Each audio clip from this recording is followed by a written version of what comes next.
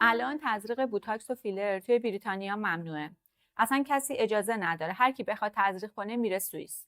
حالا دلیلش چیه؟ چون نمیارزه. اون عوارضی که داره به نتیجه‌ای که میده نمیارزه. یه راهکار جایگزین پیدا کردن که هم آسونتره، هم ارزونتره و هم سریعتر و هم قوی‌تر اثر میکنه. و جالبیش اینجاست که وارد ایران هم شده.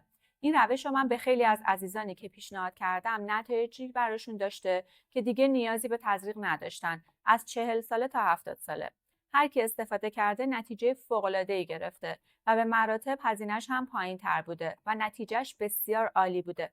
بیوژن جدیدترین روش جوانسازیه که به صورت کاملا حرفه‌ای و تخصصی توی خونه میتونه انجام بشه. ترکیبات ریزمولکول، سلول‌های شبیه ساز سلول‌های بنیادی و آنتی اکسیدان‌هایی که داخل این دوره درمانی هست، آنزیم‌های پیری رو میبلعه و این باعث میشه که دیگه چین و چروک‌ها برنگرده.